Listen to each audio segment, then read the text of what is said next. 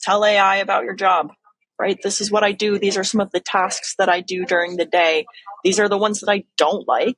These are the ones that I would want to spend more time doing.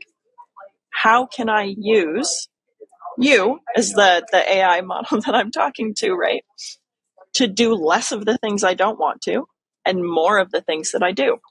And AI will talk you through it. Welcome to This is Digital, a podcast brought to you by West Monroe. Join us as we talk to leading experts about bringing the digital mindset to your organization.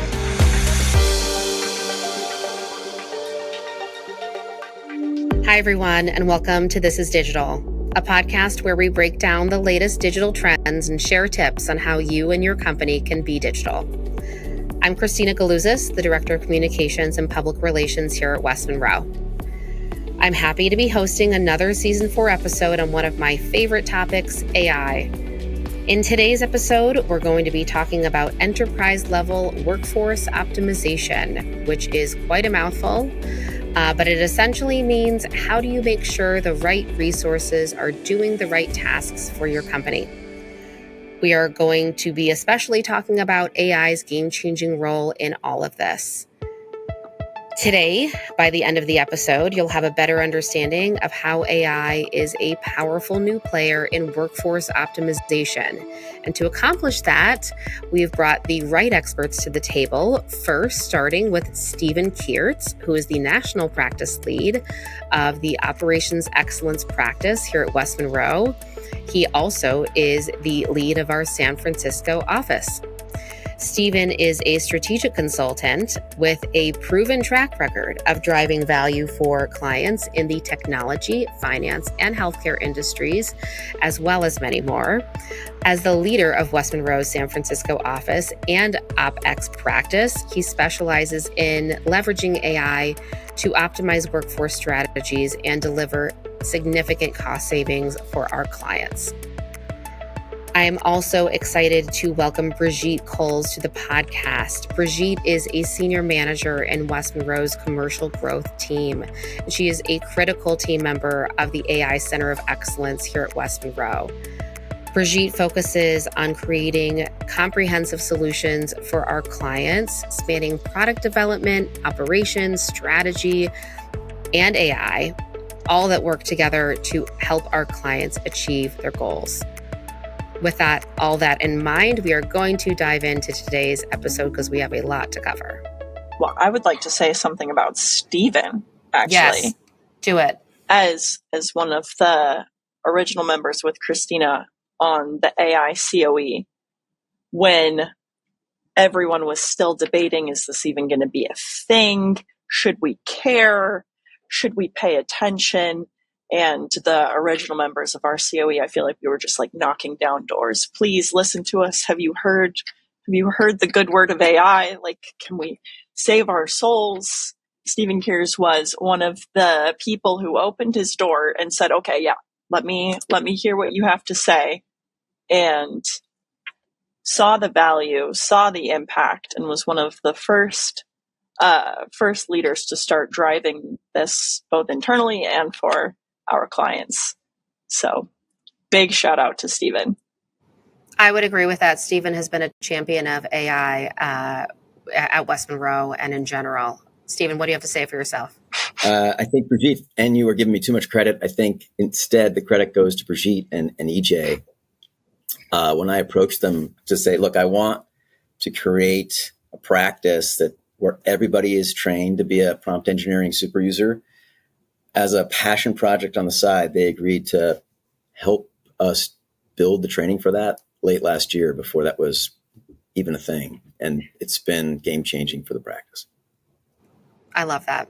Well, you know what? Let's dive in. Let's talk about this because it sounds like you want to sort of take your own medicine, if you will, or experience it in the way that a client would, right? Before you sort of go out and talk to clients about it. So let's start though with that question of overall, what is West Monroe's perspective on AI? It sounds like it took a little bit to get there, and how is that perspective different from what our listeners typically hear from consultants or other consultants and IT service providers?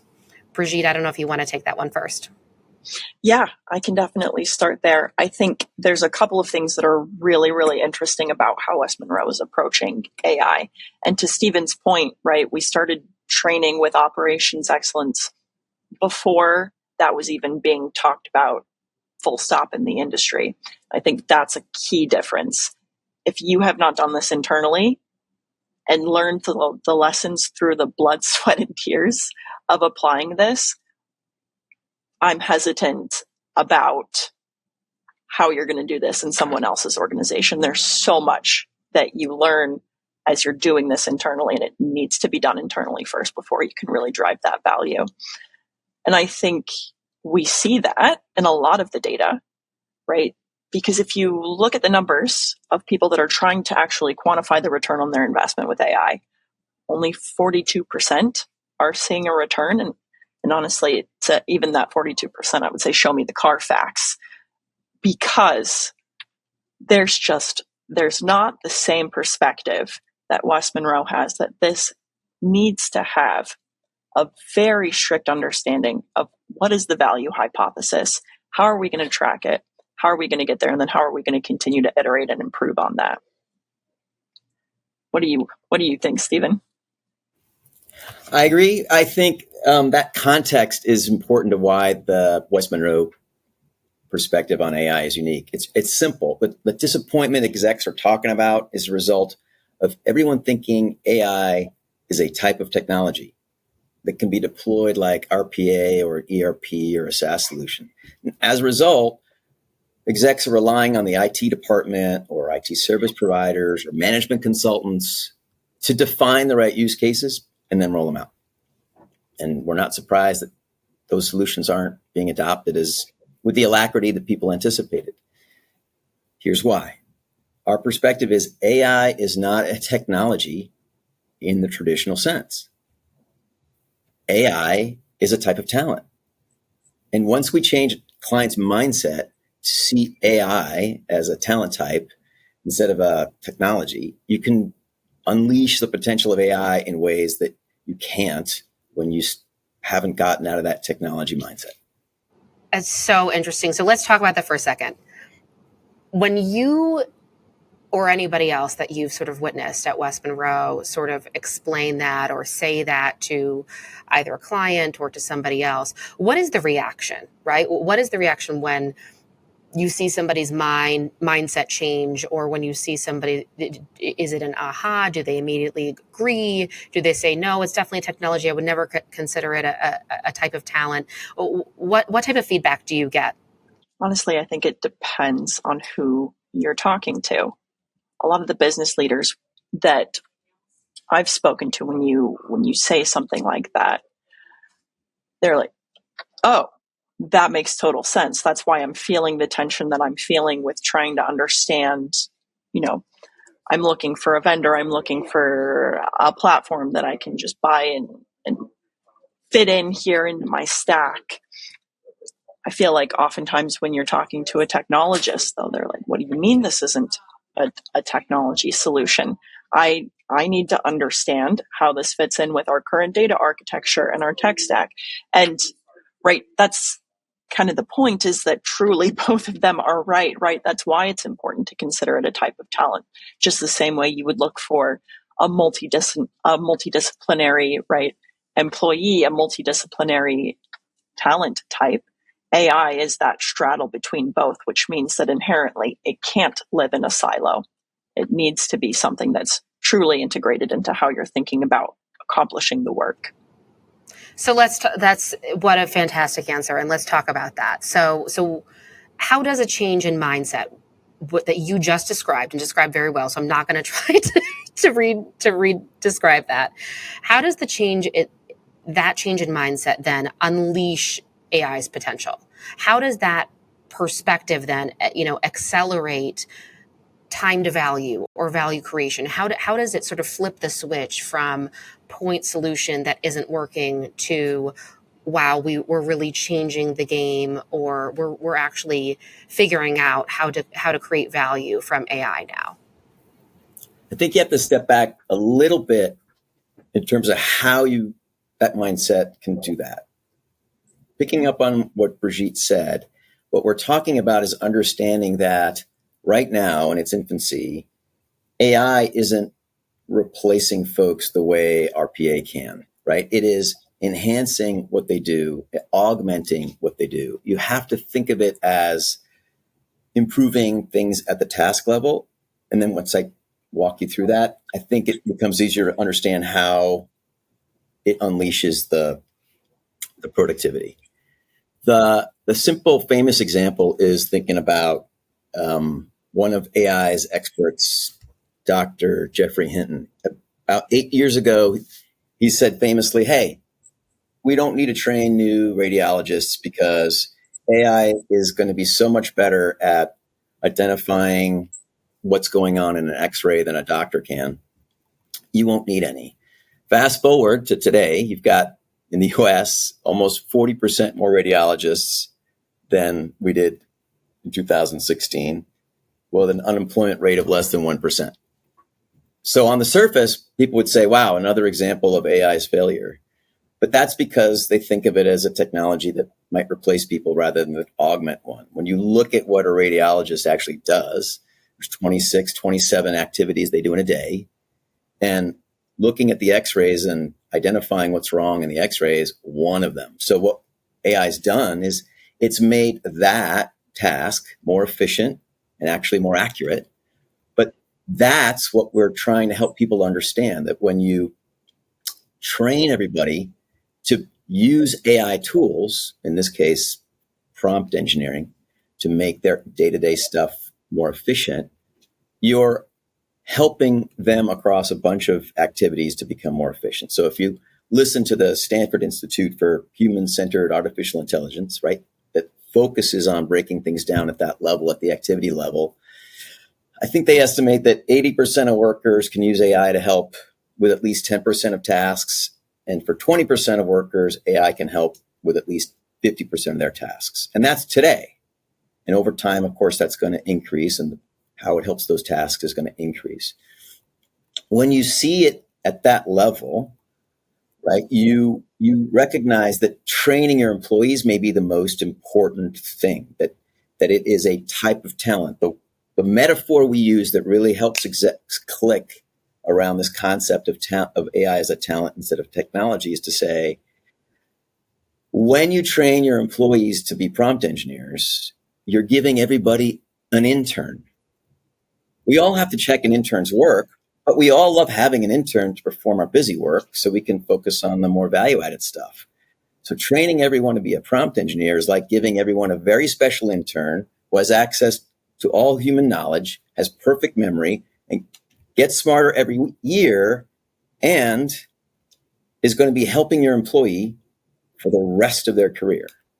And that is what helps people understand that by training their employees, they can unleash anywhere from 10 to 15% improvement in productivity across their entire employee base without putting in any proof of concept. I mean, and take it back to the radiologists, right? Like, we still have a huge need for radiologists, right? There's still a deficit in radiologists. And so how much more burnt out would that workforce population be? How much higher would the risk of inaccuracies be if those individuals, right, weren't being augmented and their work wasn't being, right, enhanced by the AI tools that they're using, right? So it's both levels. Right. Not only do you get more value from an hour, but you also help to prevent a lot of risk. Can we talk for a second about this triangulation of augmentation versus productivity versus sort of, because Stephen, the way that you put it with everybody has an intern, right? And AI is a talent. I think when people hear AI as a talent, they might think, oh, well, it's a separate employee, right? It's a separate thing, right? I'm going to separate these things out.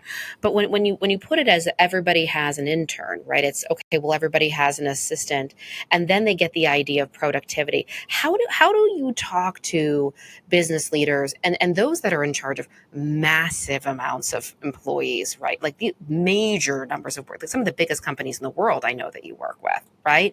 In terms of what's the difference between productivity with AI and talent sort of augmentation. Like, I don't know if that's a little too wonky, but I think that it matters, right? When it comes to getting the most out of AI.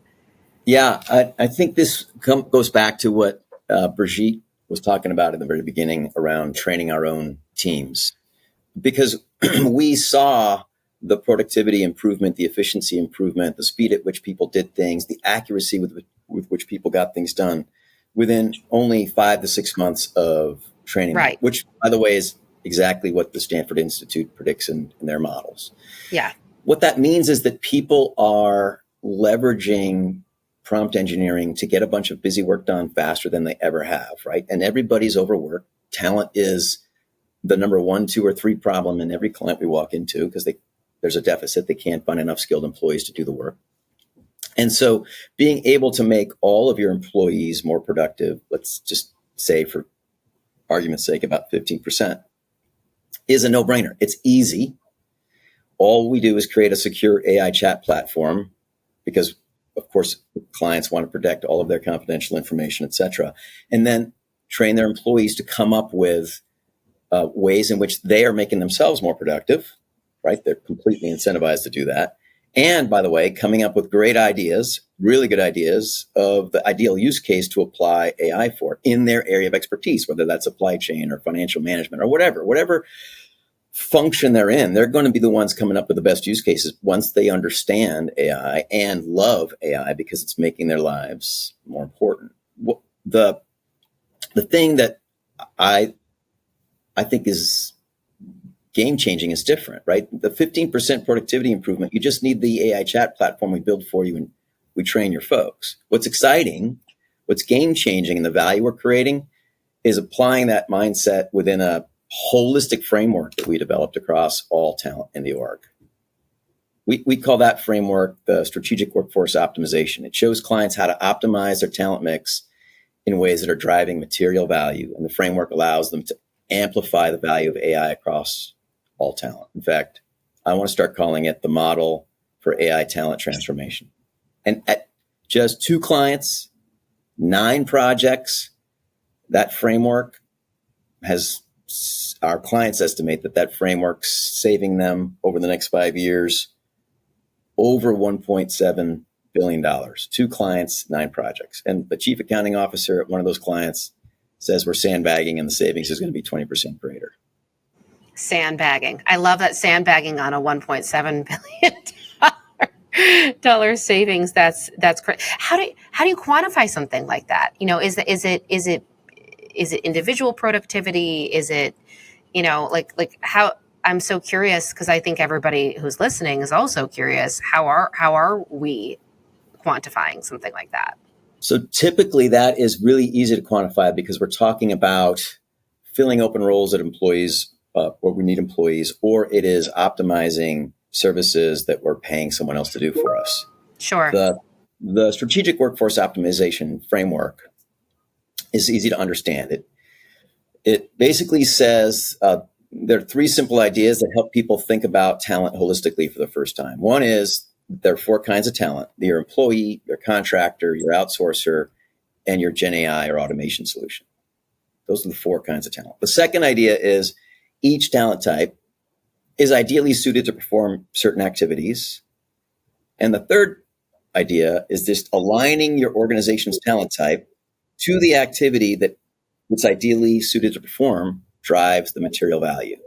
So it's really easy to identify the savings because what we're typically doing is looking at your existing services and your existing cost, coming up with the optimized mix, and based upon all the work that we do around the world around what things should cost when the right talent is doing the work, we're able to create the business case of, if you remix the talent, ideally, this is what you're going to save. And then we go capture it. And that's how the clients quantify the savings. This seems to me, and I'm probably biased here, but I think this is very different from what others in the industry are talking about, right? In terms of, training all employees, right? You talked about implementing new AI tools or integrating AI into, products, finding the newest AI sort of, whiz bang thing, right? And training every single employee to be a prompt engineer I think might not be on many people's radar. So let's talk about that. First of all, how many companies do you think are actually thinking about this? And second of all, how long, for companies that do catch on to something like that, how long does it take to see, what does that process look like, and how long does it take to see results? Yeah, so if we start with how many companies do we think are seriously considering and seriously willing to invest the time and resources into training all of their employees, I think quite honestly, it's very few. There's a huge risk there, right? The data says that 78% of employees are already using these kinds of tools in their work without telling their managers. So what does that mean, right? The same way that if someone had a really powerful thing that required knowing how to use it, that's exactly what we have here, right? People running around in the Wild West, right? Getting these outputs, right? Putting them in front of their organization, and there's not the right quality checks, there's not the right training that's involved to make sure that good things are happening, right? There's the data security side, there's the privacy side, there's the quality side, all of those different considerations. And so the big issue there is that you have people that are using it and don't know how. Then there are leaders who are leading people that are using these tools, don't know it, and don't know how to, right, adjust leadership, mentorship, quality assurance accordingly. And so what we have is just a lot of risk that's simmering under the surface. And I don't think that many people are seriously looking at training as the solution to this, right? It might be get a tool as a solution to this. It might be set up a governance model as a solution to this. And all of those things are good and right steps to take. But if you're not also helping to bring people's skills along, then there's still going to be that delta in what I've invested in and what I'm seeing as results from that investment. I think it goes back to the misconceptions that we were talking about a little bit earlier, that this is just a technology that I can throw at someone and teach them how to go to the right button and click the thing at the right time. And that's just frankly not what it is, right? This is an entirely different way of working that involves, right, changing the way that we problem solve, changing the way that we, right, critically think, and the way that we teach people to do that. So if we're not adapting those skills, we're not going to see the return on our investment. In the best case, in the worst case, we're opening ourselves up to a lot of risk. And so if we don't consider this within that framework of how we would think about our workforce holistically, right, and that we have work that needs to be done, there are requirements and considerations for that work. I have many different ways and talent types that I could use to accomplish that work, each with their own trade-offs. Now, right, I choose the correct resource at the right time to do the right thing to deliver the value. It's that same framework. And if we don't treat AI in that exact same integrated, holistic way, we're missing the mark. And I don't think that many people are thinking of it that way. They're not. I totally agree. That's why we call it a mindset change. So we've talked to CTOs, CIOs, et cetera, around this particular issue. They've put in their secure AI chat and told people to use it, but they don't feel that people are using it. They don't feel that it's actually driving any new value because they never actually started training folks to how to use it in their day to day and making. Wait, can I just interrupt and ask a very quick question on that? What do you mean they don't feel? Do they not track it? Do they not look? Or do they look because I know, for instance, at West Monroe, I mean, we can see how many chats every single day and who's, and like, and it's extremely measurable, these things. And so like, is it just that they rolled it out and then they have a feeling about it one way or another? That's just wild. Keep going. They rolled out the ability to use it, but they didn't have the mindset change that everyone should be using it and take the time to train everyone on how to use the prompt engineering in their day to day. Again, because we still don't see a lot of companies at the executive level understanding how across almost every employee's set of day-to-day activities, that prompt engineering is going to take a bunch of stuff off their plate and get it done quickly as if they had their own intern. And so 50% they're disappointed. is a conservative estimate, in my opinion.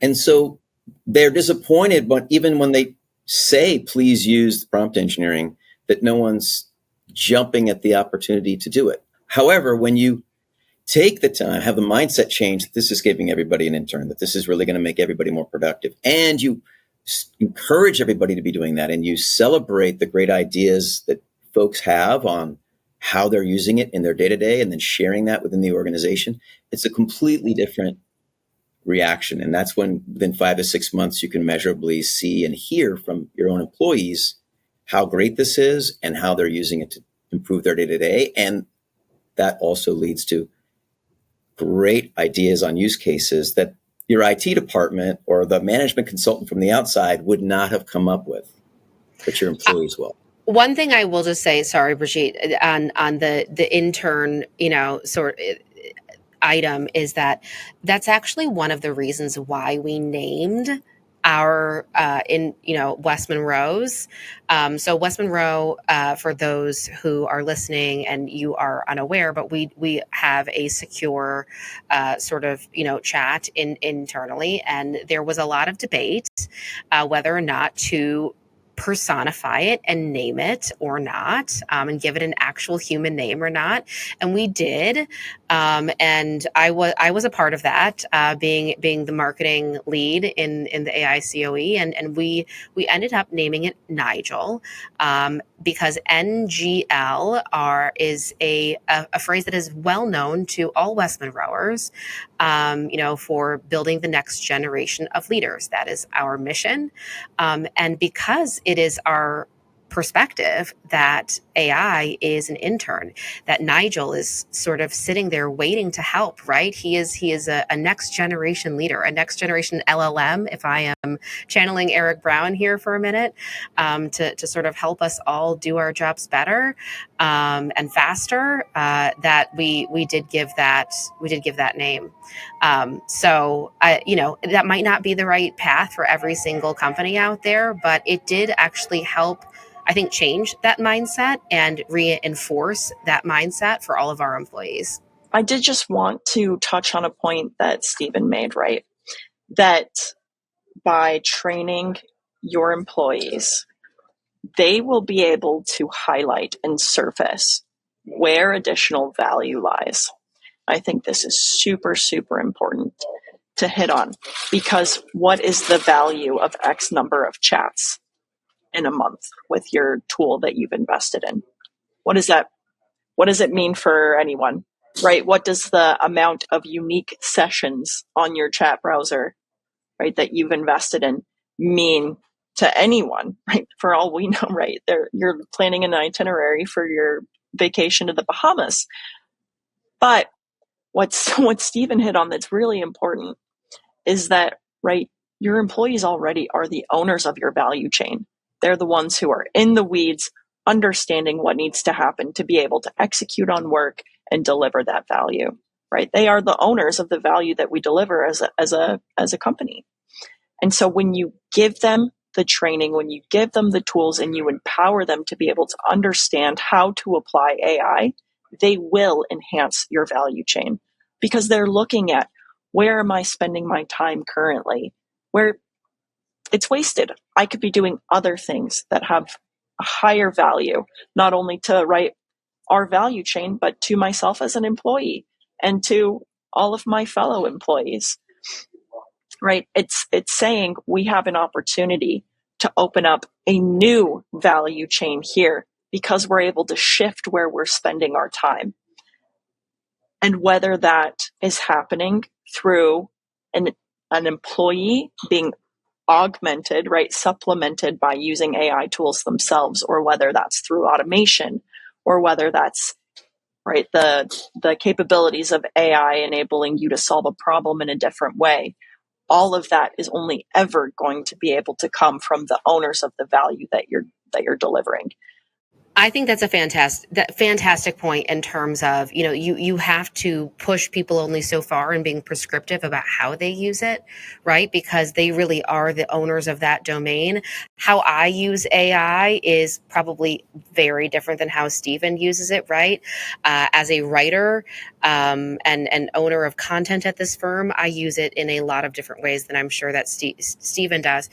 I do want to talk about something in terms of how do you get employees to use it? And I think encouraging and incentivizing in terms of, freeing up people's time. And because, I think there's a lot of debate out there. It's like, well, why do I want to go create more value for my employer, my company, et cetera, et cetera? And I think that a lot of that does come down to your company culture, of course, right? And what is your company culture like? But I think, at West Monroe, we are having this conversation, the three of us, in what we have deemed AI Week at West Monroe. And AI Week at West Monroe is a week where we have several events going on, where we can all learn from one another. There's a lot of programming about what West Monroe's doing on the AI front, both internally and externally.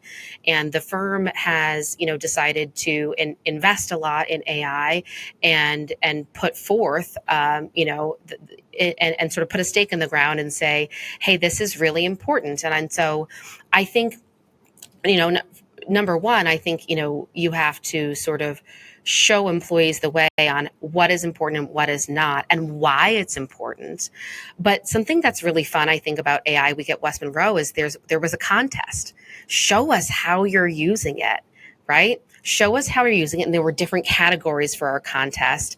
Would love for anybody who's listening to go to West Monroe's LinkedIn, and you'll be able to see the results of this contest and what people won and kind of what they won for.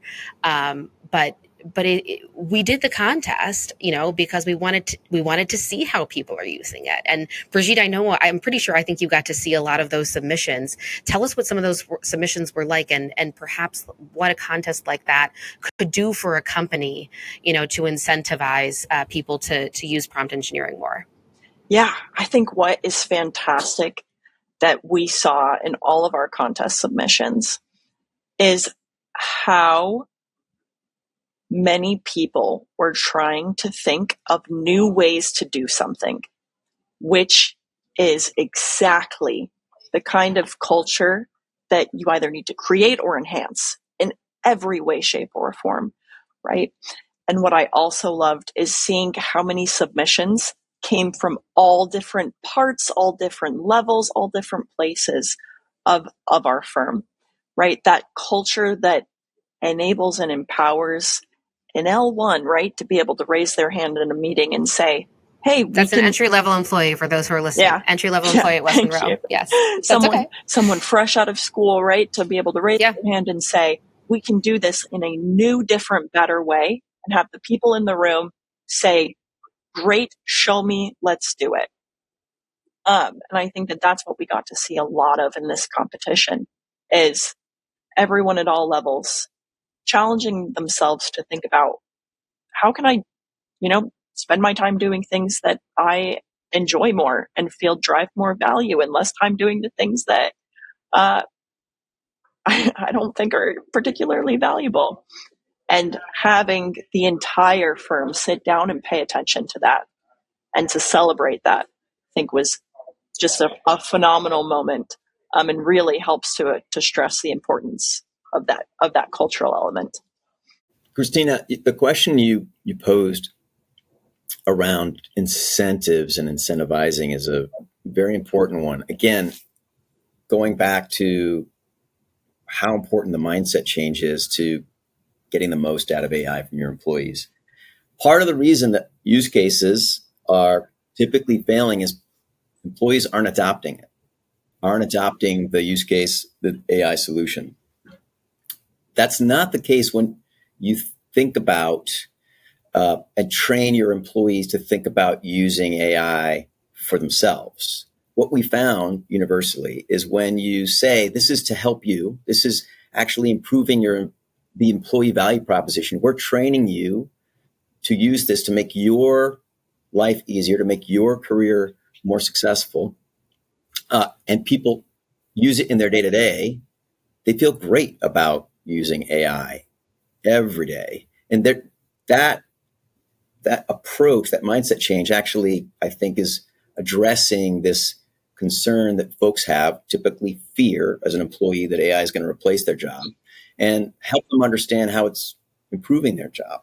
I think we haven't run into, as we train employees with that mindset internally or at our clients, we haven't run into any issue getting people to want to use it once you've changed that mindset into why we're training them. The other thing I want to highlight relative to this goes back to the model beyond just your employee base. When you think of talent holistically and you're thinking about your outsourcers and your contract labor or contractors in general, and you apply the same mindset, you come up with more effective solutions than folks are seeing. And I wanted to give you an example of that. Simplest one, right? A lot of folks are applying use cases with AI into call centers and trying to use AI to answer customer questions directly, which typically doesn't end well right now. It may in the future. But we're using AI at our clients to augment the work of existing call center agents. So we have customers describe the issue verbally, and some of these issues are ridiculously complex for very, very complex clients. And then we provide the background invisible to the customer using AI to provide the existing agent the expected answer to the customer question while the customer is being connected to the agent. And that approach has increased call resolution speed by 25%. So for one of our clients, that's $90 million in savings over the next 3 years. And that solution speed is only getting faster and more accurate. That's using the same mindset of AI as a talent type and leveraging that across all the different types of talent in your org is what's driving significant material savings, not just for us internally, but for our clients. Yes, absolutely. Let's zoom out for just 1 minute, Stephen. I love that idea. And you've been talking about the different types of talent and how AI is a type of talent. Let's zoom out for our listeners. I say our readers because I'm such a word person, but for our listeners for a minute, let's go over wholesale. What are all the types of talent, right? And how do we help clients kind of think through what is the best way to use the different types of talent? What does that sort of process and framework typically look like? Well, look, when you think about making it real, it's best to come up with some examples because there's nobody in our clients that is in charge of all kinds of talent, right? You've got HR typically in charge of employees, sometimes contractors. You've got IT that might be in charge of contractors and or outsourcers. Mm-hmm. You've got Gen AI focused on other folks. So think of a framework that steps back and says, today and going forward, for any particular role we need to hire for, what's the right kind of talent to hire for given the activities associated with it? Let's align that right going forward. When you step into an organization, and let's just use examples of leading brands that all of us use every day, that are the envy of their industries, that everybody uses as a benchmark of how efficient things could be. When you bring that framework into that organization, this is what we do. We pick an area, we pick a kind of service area and look at what's going on. For example, we at a high-tech client, they had a third generation contract labor program managing tens of thousands of contractors. They had market leading outsourcing deals. They were an employer of choice, and they still couldn't find enough skilled employees. And they had all of these open roles that they needed filling. So using this framework, we helped them identify across their org that there were a lot of employees that were performing work that contractors should be doing. So we had contractors do those roles, freeing up those employees to fill the employee open roles. We highlighted how they were using professional services organizations to perform contractor work at about 3 times what it should have cost, help them flush that from their system with policies, systems, processes to optimize that. Just that, over 5 years, will save them over $400 million. Or application development outsourcing. We have a high-tech company, didn't have enough employee engineers to meet their own internal service levels to address internal incidents on their applications. So we helped the client break down what the employee engineers were doing and said, look, you really, really want them to focus on solving the problem. Why don't we use an outsourcing solution to triage the problem and make the recommendation for your employee engineers to actually perform the work to fix it? And this simple idea saved them another $60 million over the next 5 years. So using those examples, I hope I'm getting across what that actually looks like when you think about how you apply a talent framework to any area, and then how AI is going to continue to make changes and improvements across all those types of talent. Your employees are going to get better because of AI and using it. Your contract labor should be more efficient because they're using AI and becoming more efficient with it. And certainly your outsourcing providers that are investing billions of dollars in AI solutions should be able to do the same.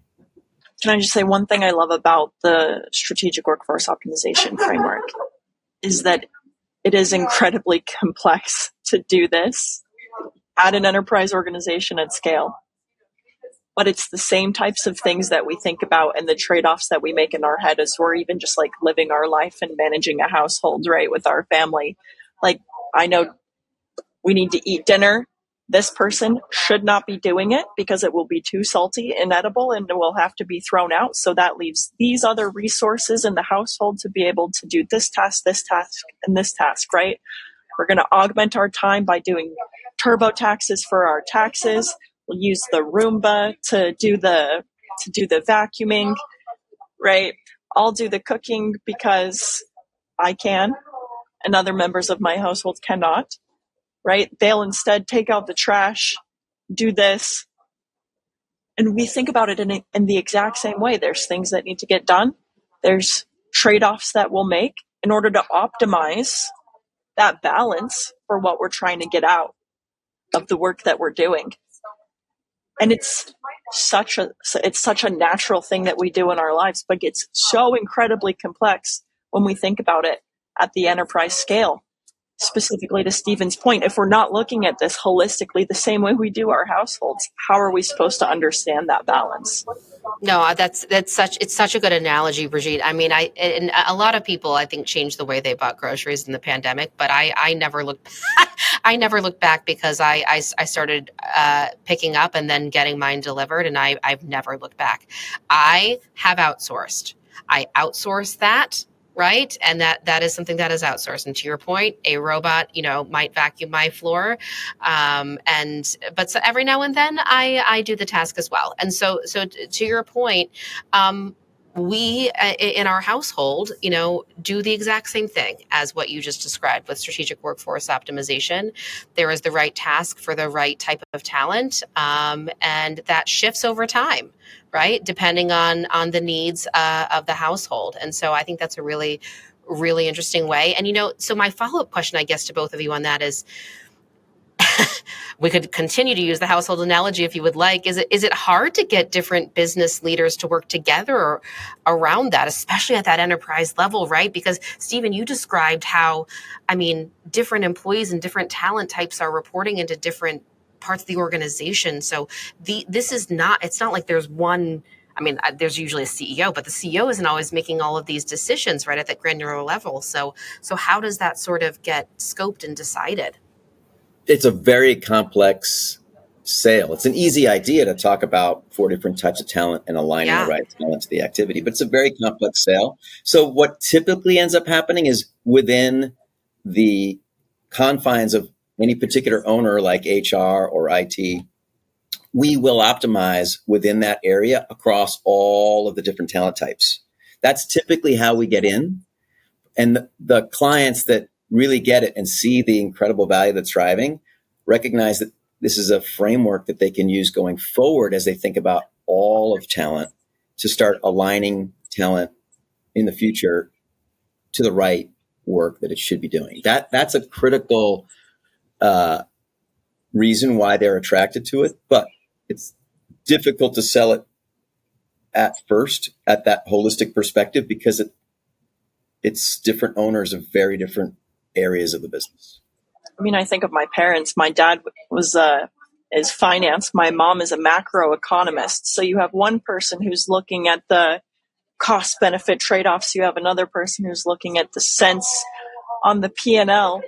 And when you're talking about, right, the value of an hour, the value of $1, right, two very different perspectives.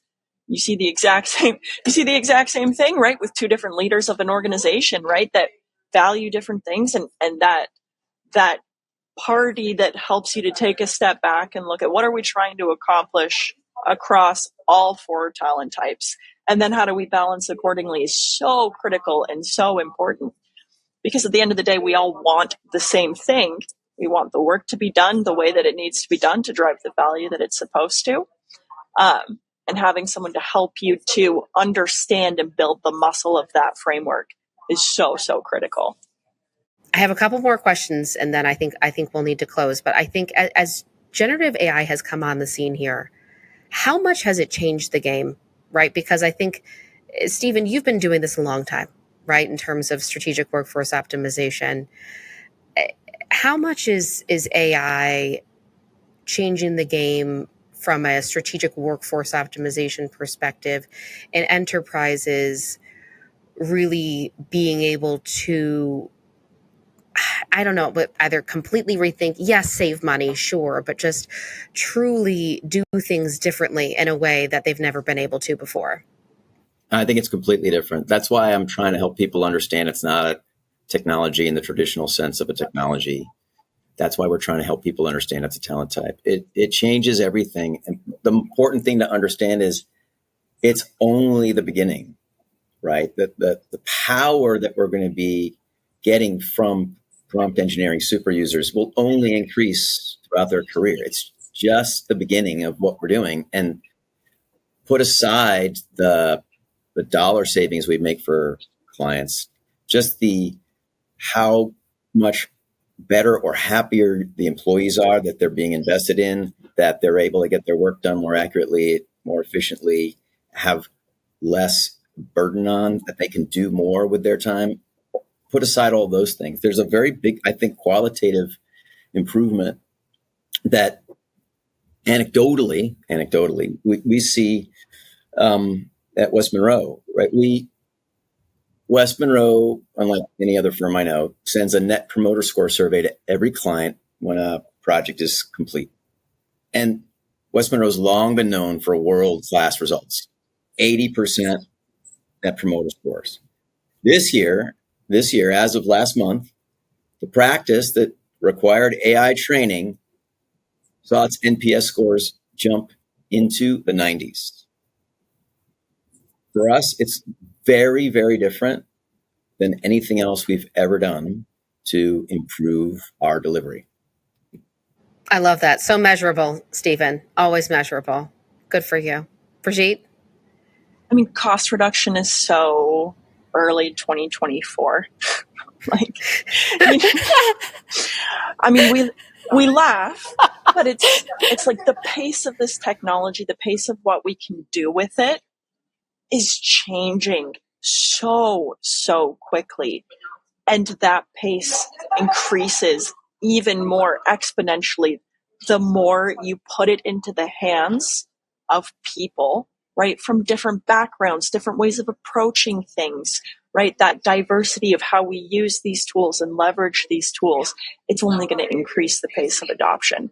And so if you're looking into 2025, right, the people that are going to stay at the cutting edge of this, getting the value, the maximum value from these investments, are the people that are looking at it and saying, forget about the cost takeout. That's par for the course if you're thinking about this strategically and holistically across how you're balancing your workforce. Let's start to think about how we, to Stephen's point, right, increase our NPS and our customer satisfaction, because we're spending more time interacting and having high touch, Yes.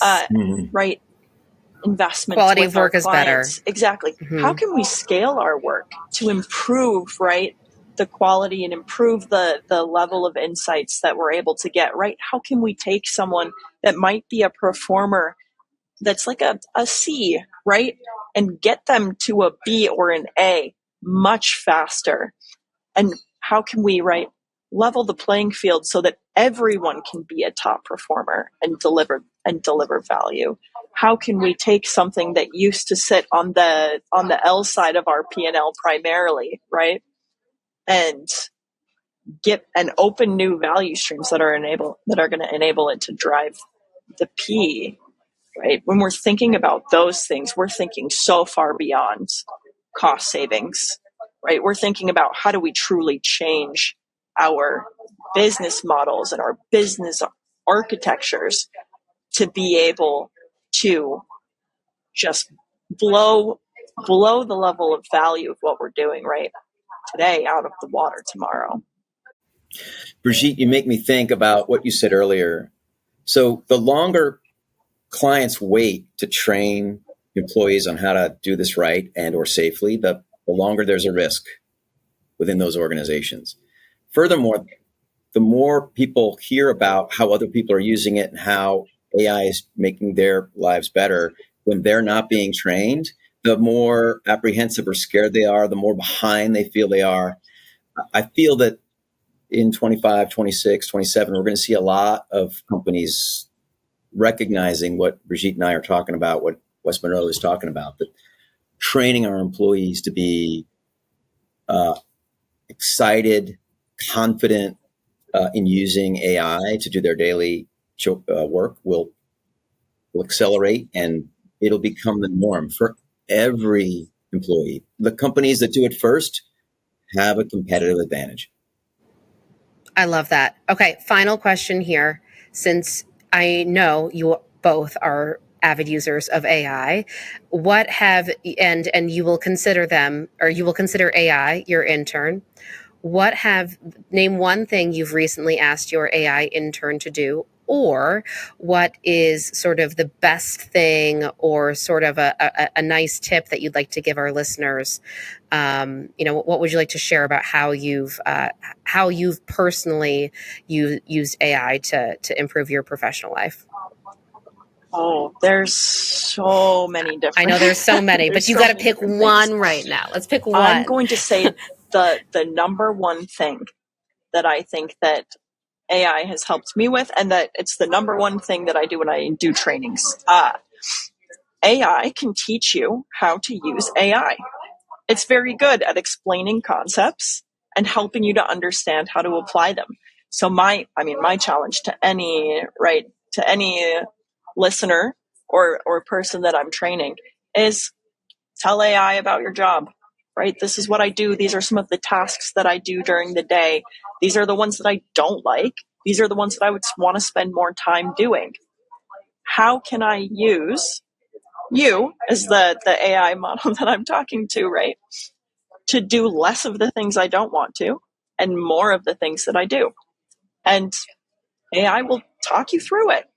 And you can continue to iterate and ask questions. What a great idea. I haven't done that yet. I've only thought on my own. Brigitte, I'm doing that today. It's that new muscle, the new muscle for ways of working, right? I love it. Stephen, have you done that?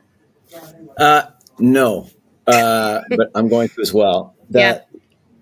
working with Brigitte, the accelerator that I found game changing in the work that we do is through recording interviews when we're setting up a understanding of a current state at a client.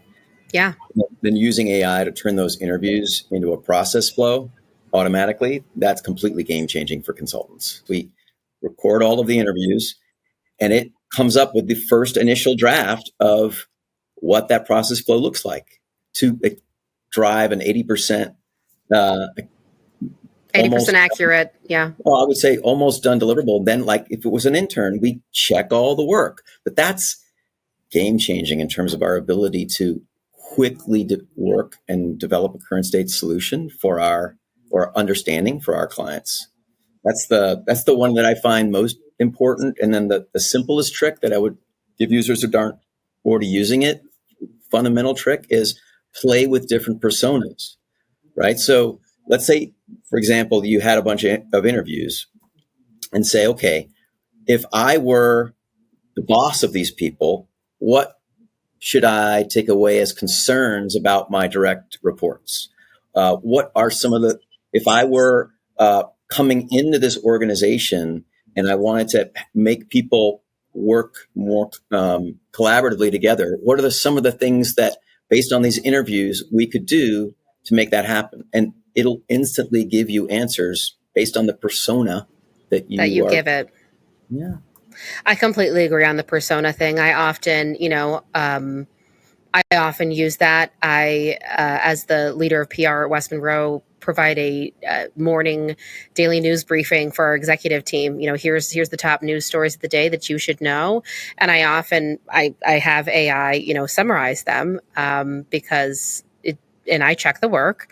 Sometimes it's not right, but there's often I will say, if I am the leadership at consulting firm West Monroe, why do I care about this story, or what can I do with this story? Exactly. So you got to give it a persona to contextualize things. And it's very good at doing that. It's very good. Can I make one quick comment? Please.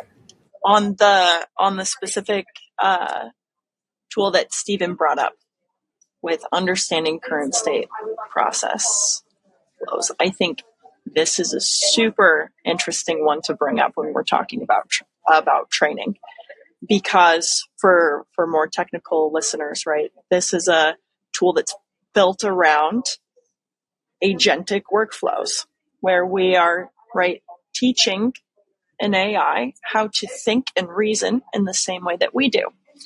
So that it can accomplish a task, right, in the same ways that we would, right? So you get this element of, for sure, the technology side of it, but it's also the process automation. It's also the productivity enhancement. It's also the actual, how are we doing the task as humans? And I think it's so important of an example to highlight, because a technologist team could not have done that themselves, because you need that, right? We talked about it earlier, that expertise in the value stream and the work that's being delivered in order to be able to even understand what needs to be taught or instructed or changed for AI to be able to accomplish a task. You've got to have people that speak both languages, but it's almost in many ways even more critically important to ensure that our business experts understand how to communicate and collaborate with AI. Wonderful. All right. Well, I think we are at time. It has been such a good conversation. I hope everybody has enjoyed it, has learned something. Brigitte and Stephen, if people want to reach out to you, how can they find you? Use AI. Great answer. Great answer. Otherwise, though, I believe they are reachable through westmonroe.com. And I believe they are also both on LinkedIn. So you can find them there as well. Thanks, everybody, for listening. And we'll see you next time. It's been a pleasure. Thank you. Thank you all. Thanks for listening to This is Digital. If If you enjoyed today's show, please follow or subscribe on your preferred podcast app. And don't forget to leave us a review. For more information on This is Digital, visit westmonroe.com/thisisdigital.